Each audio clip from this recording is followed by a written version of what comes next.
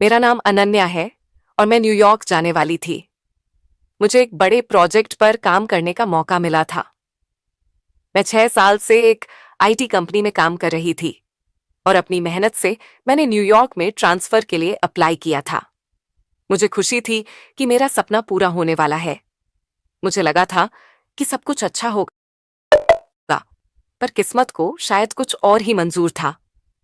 मैंने taxi book कर ली थी। अपने माता पिता से विदा लेकर टैक्सी में बैठी थी। दिल में थोड़ी उदासी थी कि अपने घर वालों से दूर जा रही हूं, लेकिन यह दूरियां बस कुछ समय के लिए थीं। मैं न्यूयॉर्क में अच्छी नौकरी करके वापस लौटना चाहती थी। इस ख्याल के साथ मैंने अपनी आंखें बंद कीं और हेडफोन लगाकर संगीत सुनने लगी। कुछ देर बाद जब मैंने अपनी आंखें खोलीं, तो मेरे होश उड़ गए। सड़क बिल्कुल अजीब लग रही थी। चारों ओर सिर्फ खेत थे। मैंने घबराकर ड्राइवर से पूछा, ये कौन सा रास्ता है? ये तो एयरपोर्ट का रास्ता नहीं है। ड्राइवर ने कहा, मैम, एयरपोर्ट के रास्ते में जाम है, इसलिए हमें दूसरे रास्ते से जाना पड़ रहा है। लेकिन मुझे उसकी बातों पर यकीन नहीं हुआ। मैंने अपनी लाइव लोकेशन अपने दोस्त आर्यन को भेजी और उसे मैसेज किया कि मैं खतरे में हूं। मैंने ड्राइवर को धमकाते हुए कहा, तुम मुझे गलत रास्ते पर ले जा रहे हो, गाड़ी रोको वरना पुलिस को बुला लूंगी।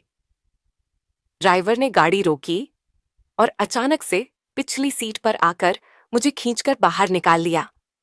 मेरा फोन तोड़ दिया और मुझे कार की सीट से बांध दिया।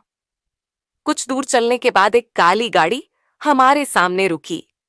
उस गाड़ी से कुछ लोग उतरे, जिन्होंने मेरा सामान निकालकर तलाशी ली।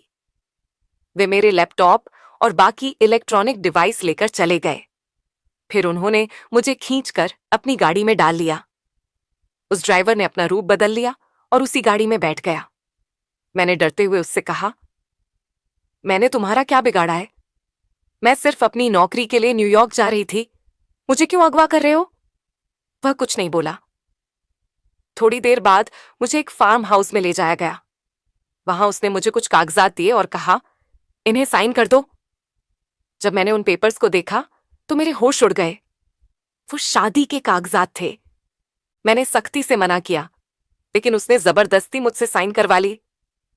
उस रात मुझे दुल्हन की तरह तैयार किया गया।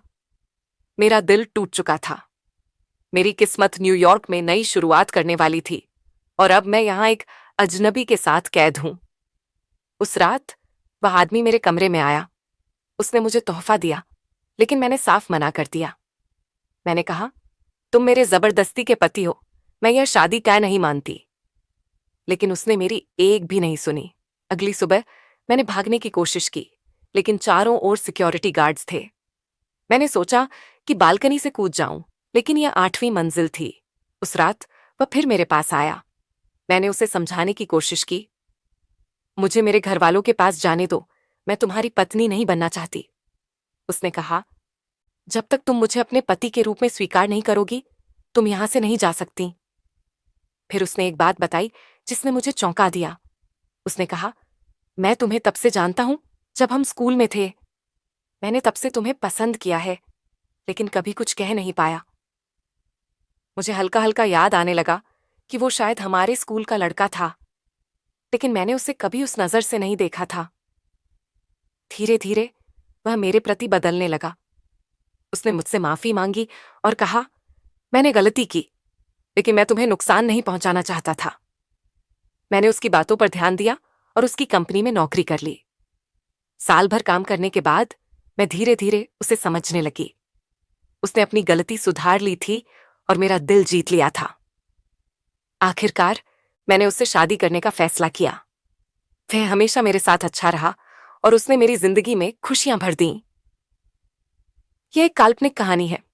उम्मीद है कि आपको यह पसंद आई होगी।